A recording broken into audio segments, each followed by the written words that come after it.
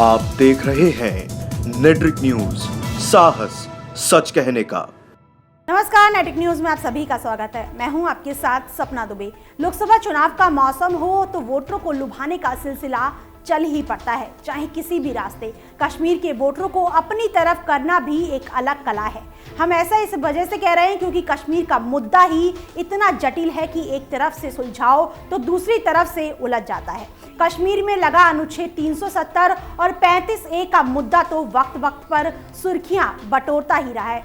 अनुच्छेद 370 और 35A जितना कश्मीर को प्रभावित करता है, उससे कई ज्यादा देश की राजनीति के लिए असरदार होता है। दरअसल गृह मंत्री राजनाथ सिंह ने जम्मू के RS-पुरा में एक रैली को संबोधित करते हुए कुछ ऐसा कहा है जिसके बाद विपक्षियों के कान खड़े हो गए। आपको बता दें कि आखिर राजनाथ सिंह ने क्या कहा है। सिंह ने आतंकवाद और कश्मीर में लगे अनुच्छेद 370 और 35A के संबंध में बोला और उन सभी को घेरे में लिया जो कश्मीर के अलग प्रधानमंत्री की इच्छा रखते हैं और इस बारे में बयान भी जारी करते हैं।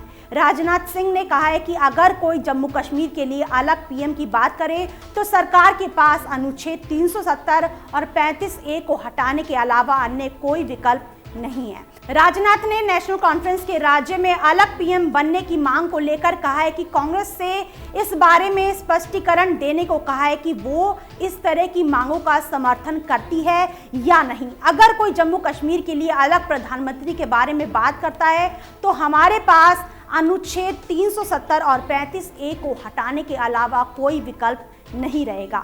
गौर करने वाली बात यह है कि नेशनल कॉन्फ्रेंस के अध्यक्ष फारूक अब्दुल्ला के बेटे उमर अब्दुल्ला ने जम्मू कश्मीर में अलग PM बनाने को लेकर बयान दिया था और कहा था कि उनकी पार्टी जम्मू कश्मीर की स्वायत्तता को बहाल करने के लिए कड़ी मेहनत करेगी, जिसमें एक सदर-ए-रियासत यानी राष्ट्रपति और वजीर-ए-आजम यानी प्रधानमंत्री का होना शामिल है।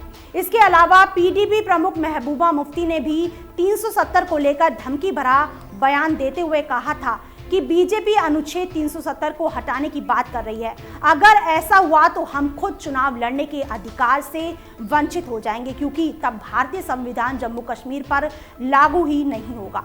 महबूबा ने धमकी देते हुए आगे कहा था कि ना समझोगे तो मिट जाओगे, ए हिंदुस्तान वालों, तुम्हारी दास्तान तक भी ना होगी दास्तानों में। फिलहाल राजनाथ सिंह ने रैली में संबोधन के दौरान पुलवामा हमले का जिक्र करते हुए कहा कि हमने पाकिस्तान को करारा जवाब दिया। कश्मीर में आतंकवाद पर वो जीरो टॉलरेंस की नीति पर कायम है। गृह मंत्री ने आगे अलगाववादियों का जिक्र करते हुए कहा है कि वो कश्मीर के अलगाववादियों से भी बात करने को राजी थे, लेकिन अब बहुत हुआ।